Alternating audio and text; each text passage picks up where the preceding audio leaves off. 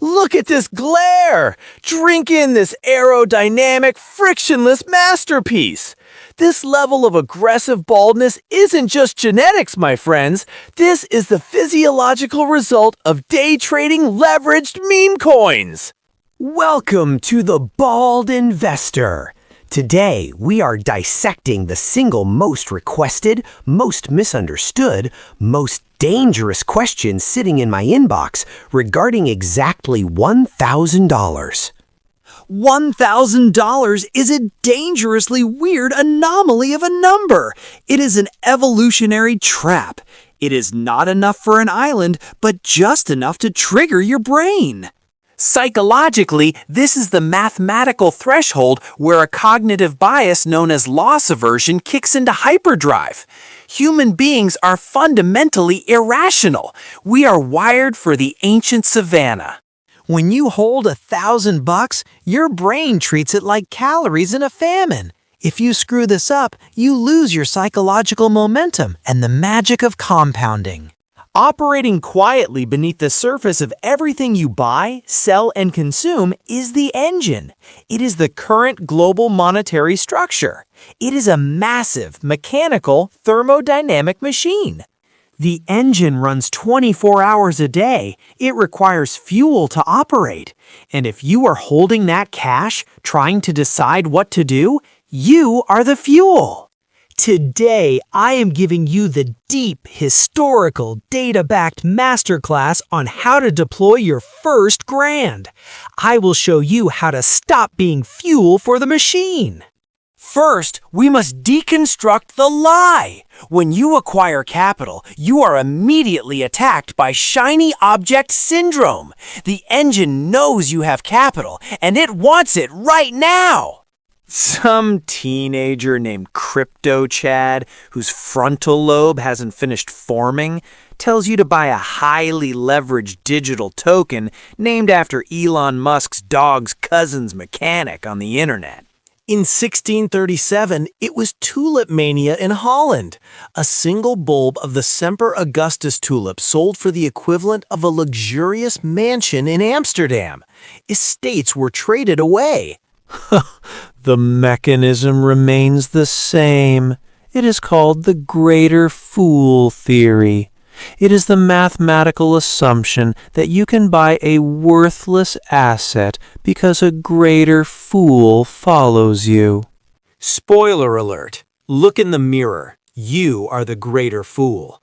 The engine relies on your impatience to separate you from your capital. Impatience is the primary enemy here. I will just put my $1,000 in a savings account. Safe, secure, wrong. Doing nothing is statistically the most dangerous thing you can do with your liquid capital. While you are sleeping, the engine is running.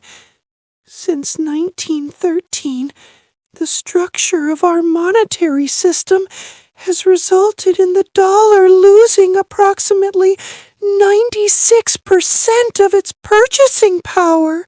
If your capital makes 0.01% in a traditional bank and inflation is humming at 4%, you are mathematically guaranteeing a net negative return.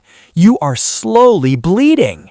So, realizing cash is trash, you panic. You open 16 browser tabs. You try to learn technical analysis. You look at candlestick charts until your eyes start to bleed. Psychologist Barry Schwartz perfectly categorized this. It's called the paradox of choice. When presented with too many options, the human brain experiences massive cognitive friction. It simply paralyzes. To understand how to win, we first have to understand the specific day the rules of the engine were rewritten. Let's travel back to August 15th, 1971. Before this day, $1 was a claim check on physical gold. It was bounded by reality. But when Nixon closed the window, money became an expandable derivative. In 1971, you could buy a nice home for about $24,000. Today, that exact same house costs upwards of $412,000. Why? The house is 50 years older. The foundation is settling. The pipes are corroding. The house didn't go up in value. The ruler we used to measure it shrank. This results in a persistent mechanical transfer of wealth away from those who hold cash and into the hands of those who hold scarce assets. This is the machine.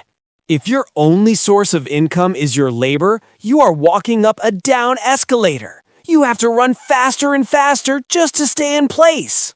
Meet Richard Cantillon. In the 1700s, he observed that when new money is created, it doesn't enter society evenly. It enters at a specific point near the printer. By the time new money reaches the average worker as a raise, the cost of groceries and rent has already gone up by 7%. You are late. French economist Thomas Piketty proved one inescapable mathematical rule. R is greater than G. The return on capital is historically greater than the rate of economic growth.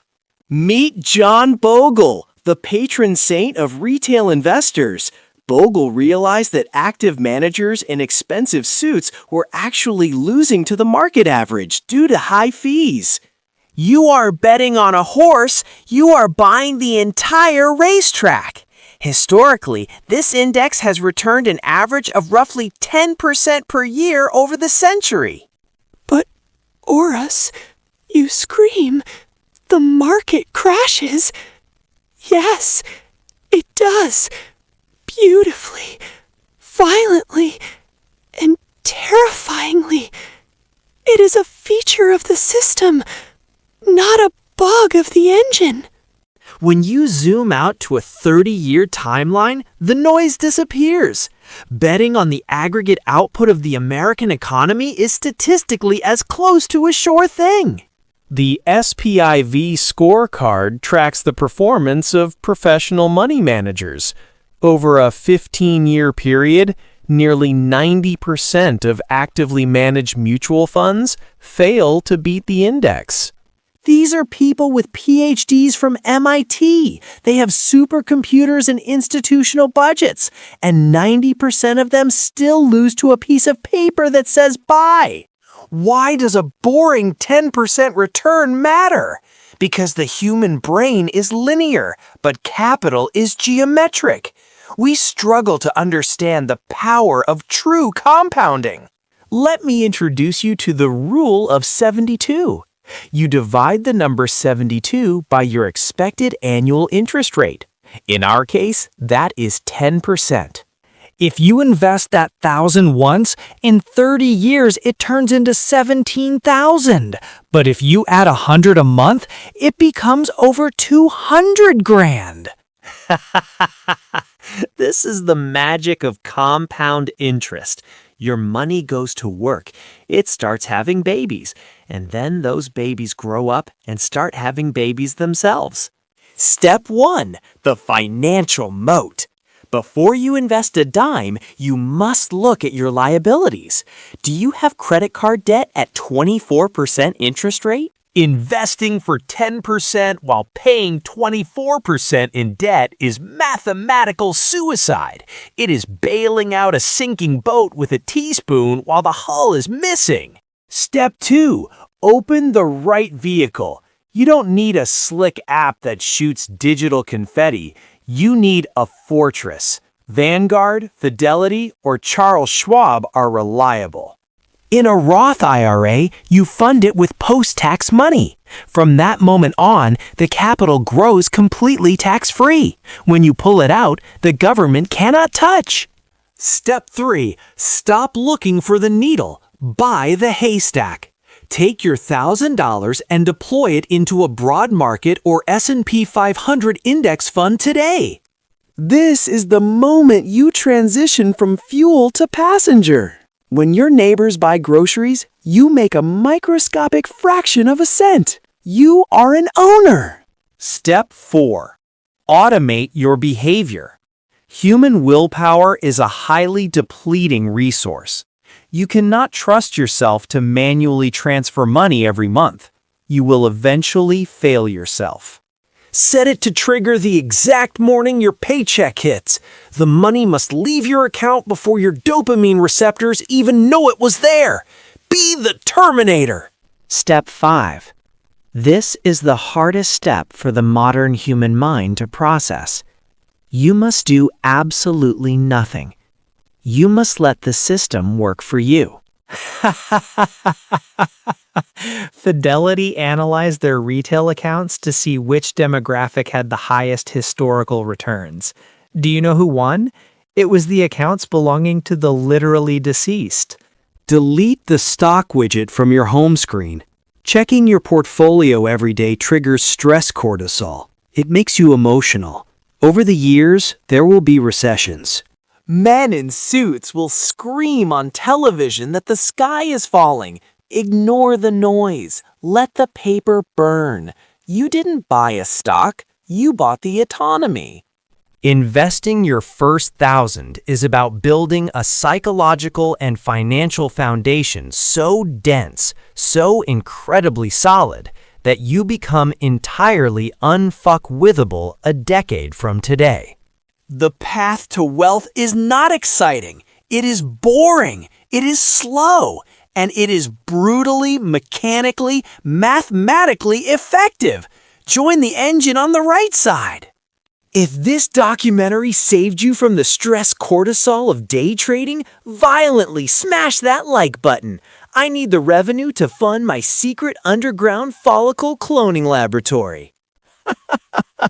The market goes up, the market goes down, but this dome stays shining forever. Understand the engine, feed the machine, stay rational, stay invested. See you later.